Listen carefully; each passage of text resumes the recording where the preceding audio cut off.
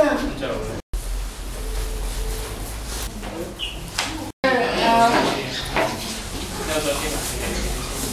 有面有盤啊，陳小姐嗰邊係。哦，其他人幫你影先至上嘅。啊。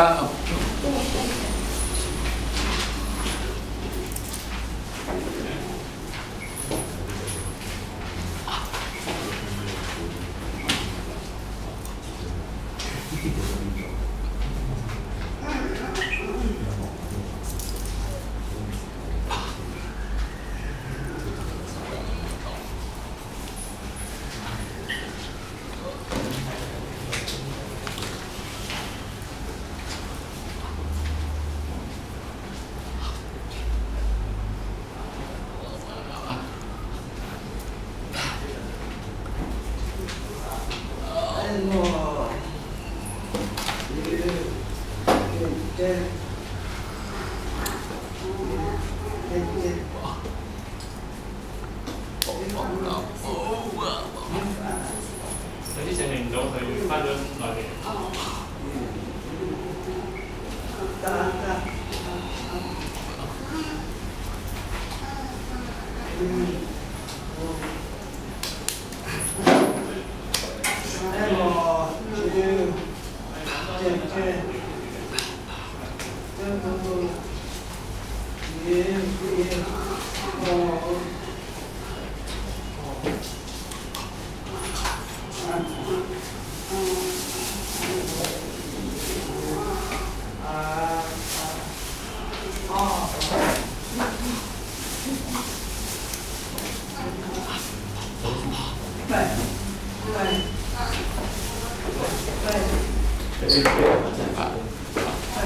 大家嗰啲幫手可能大家睇等多2-3分鐘先正式開始嘅，咁就不過講多個程序俾大家聽，即係包括係啲聾人嘅朋友都知道個程序點先㗎嘛。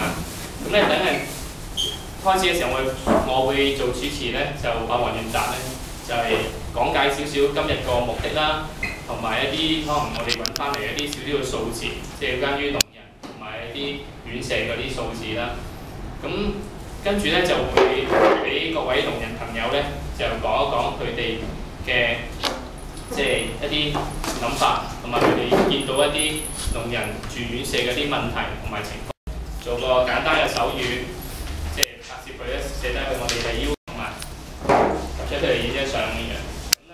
不過咧喺開始記者會之前，我就想先多謝下我哋今日嚟嘅記者朋友，因為佢係明報嘅記者朋友，好關心我哋佢即係咁大嘅雨勢之下都嚟我哋記者會，咁我哋應該都俾啲掌聲多謝明報嘅記者朋友。聽到話新聞啊，係話有好多老人院咧係俾啲健聽嘅人嘅，咁而長者俾聽障人士唔錯，政府又好似又唔理。多謝佢，好多謝你嚟啦。咁係啦，我呢個佢爸爸嚟嘅，呢個阿劉騰係佢爸爸。佢生咗嘅。佢細個嘅時候咧已經係咁樣，佢爸爸負責照顧佢，係啦，喺屋企3-5年，完咗之後係啦，好多長者係啦，有問題。係啦，問題好多發覺好多長者就有好多問題。咁爸爸咧，佢自己咧就支持佢嗰啲老人家係啦，身邊嗰啲嗰啲屋，但係就冇。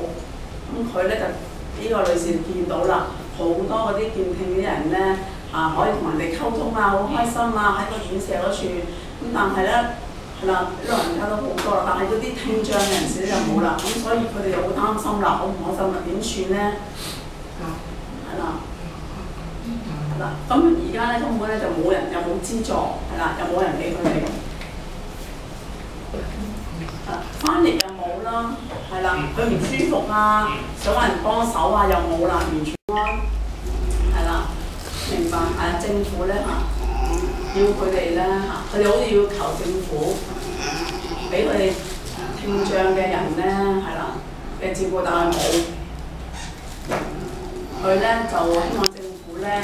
佢去申請政府嘅屋，係啦，而且有好多聽障人士咧係想有嘅，係啦，但問嘅話咧，呢方面嘅資料咧係完全冇，亦都冇人理佢，係啦，又唔理。4年前㗎，咁我爸爸咧係入咗係老人院㗎，咁都好彩啦，就當到係隔離有個聾啞嘅女士嘅，咁跟住我就即走語啦，方便可以同佢傾下偈啊，咁佢都好開心啊，即知道我可以用走語啦，咁即我都願意啦，即嚟到探爸爸，探埋個朋友聾啞嘅，咁跟住佢又好唔開心啊，問佢做咩事啊？佢話因為咧佢一個人好悶啊。哦係啊，點樣悶啊？因為咧呢度咧原有咧係冇聾啞㗎，咁都好悶啊。同埋加埋嗰個健聽嗰啲人咧，佢冇識走語啊，乜都唔識啊。咁所以咧就我安慰下佢啦，唔好咁啦。即最緊要咧要開心啲。佢話開心冇用，佢咁講。最緊要咧係有將來咧有個聾啞嘅多啲人咧可以設立翻個老人院咯。最緊要咧係方便，但係咧可惜咧。就聾啞個女士咧就好唔開心，屈住喺個心裏邊嘅，跟住就走咗啦，即係過咗身咯，係啦，咁咧因為咧我都知道佢講啲乜嘢咯，係因為希望個求政府咧要關心嘅，要幫助啲聾啞嘅，要有個設立嘅老人院咯，係啦，咁啊多謝各位先。咁咧佢哋有好多嘅屋啊俾佢哋嘅，係啦。咁譬如話病啊各方面啦、照顧啊，其實佢哋到啦，有啲人照顧嘅，係啦。而但係咧，聽障人士咧，咁佢哋咧，就算喺老人院嗰處都好啦，係需要人哋幫手啊、推輪椅啊，或者係做嗰啲康護咧，都好似咧係冇人幫佢手嘅，係啦。如果佢嗰個安排啊成嘅話咧，都好似冇人咧去理解。細個時候咧已經咧係做咗嘢啦，有好多其實出世嘅時候已經係聽障人士啦。咁咧希望好多人咧係關心佢哋，因為佢哋由細開始嘅時候咧，根本都冇人理佢哋，係啦，都係靠佢哋自己，係啦。就算大個咗之後咧，出去嘅時候咧，食嘢啊，遇到各方面嘅嘢咧，細個嘅時候咧，就已經係俾人話啦，因為佢隻手同埋隻腳都唔係咁靈活啦，咁已經俾人咧喝佢啊、話佢啊，就覺得佢係冇乜用啊咁樣，係啦。咁佢有陣時都唔出唔到嘅。其實大家講嘅痛苦嘅狀況咧，其實係都係反映喺社會上面咧。係除咗你哋失聰人士之外，或者係啲視障啊朋友係面對到同樣嘅即係政府喺各樣支援上嘅聽障埋呢個嘅聾啞嘅朋友一個院舍照顧佢一個晚年生活，咁呢個好清楚嚟講係。咁其實主要點解咧？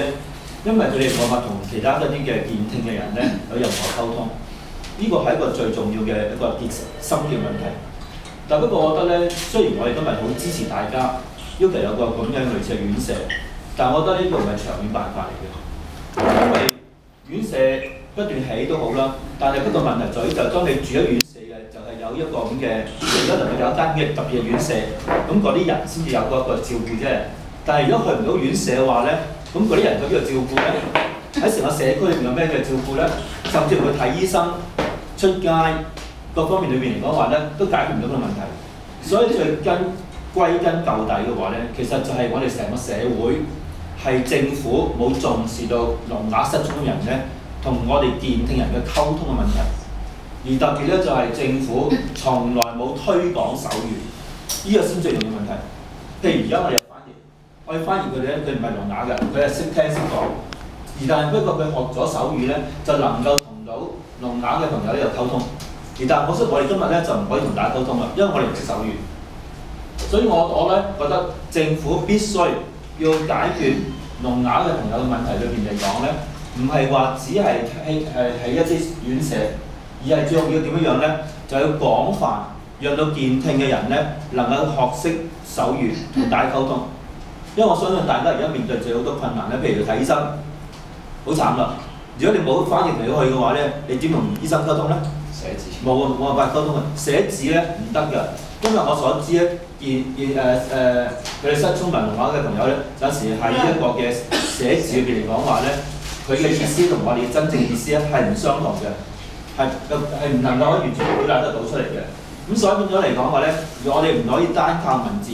如果係後天失聰啊或者聾啞嘅人咧，文字都可以有幫助。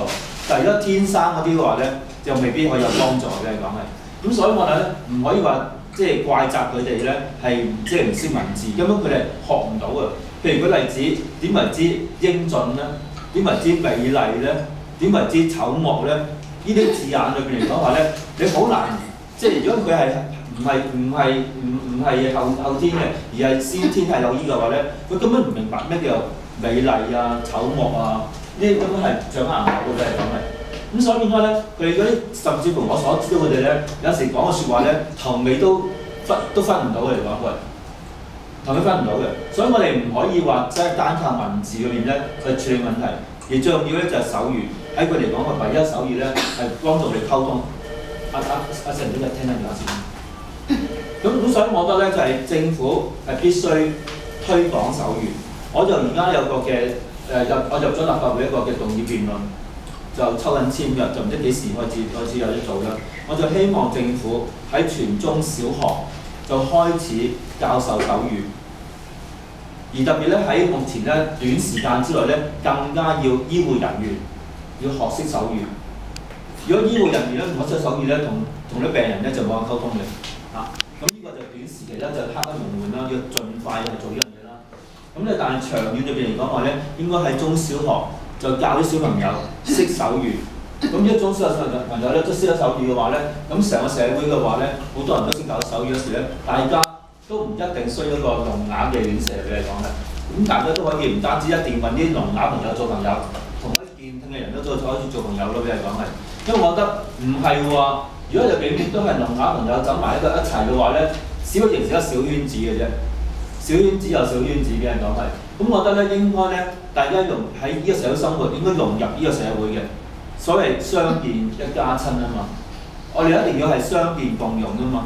咁所以變咗嚟講，大家應該同多啲唔係聾啞朋友做朋友先啱噶嘛，俾人講係咁先啦嚇。即係所以我覺得咧就應該係個方向係要咁樣做嘅。但係好可惜，我哋政府無論係殖民地時代嘅政府，以至今日嘅特區政府，從來冇重視嗰樣嘢，從來冇喺中小學入邊咧係教授呢種手語，真係好可惜，好可悲嘅。因為喺數字裏邊嚟講話咧，喺今時今日聽覺有困難嘅人咧成7萬個。言語能力有困難嘅成2萬個，即係加埋咧接近成10萬人嘅俾人講係，即係10萬幾個人口咁大咁龐大人口裏面嚟講話咧，竟然而家個社會上高只係得好少數人咧識手語識手語，同埋咧就係乜嘢咧？仲係政府仲有一個嘅藉口喎，咩藉口咧？佢話個手語咧有幾種，唔係一種，咁所以佢唔知用邊種好，仲一個唔係理由嚟咧嚟到推廣。其實如果政府就覺得，如果有2種唔同嘅語言，即係嘅手語嘅話咧，其實係可以將2種合併埋一種嘅。因為我所知道咧，喺大學咧就有呢啲人已經做緊呢個工作，就將呢啲嘢咧係統一化佢。咁統一化幾難啫？我都唔講明。即係我人口唔係好多，如果盡快有一個統一手語，唔單止對聾啞人士有溝通嘅幫助。舉個簡單嘅例。我爸爸過咗身，但我爸爸係仲在生嘅時候咧，佢後生好似我咁，大家咁樣，可能我都有啲在座有啲咁健聽。但係當佢年紀大嘅時候咧，就以退化狀況，嚴重狀況，好退縮咗，即係鬱而終啊！真係即係唔會主動去揾人求助，因為擔心係打攪咗人哋，因為佢哋即係表達唔到，佢試過唔得嘅話，佢要唔好講啦，就自己會聽書啊，或者有啲需要。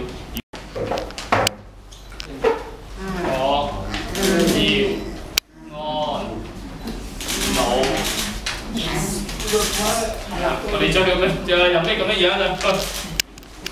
講話1、2、3，我要路人遠石。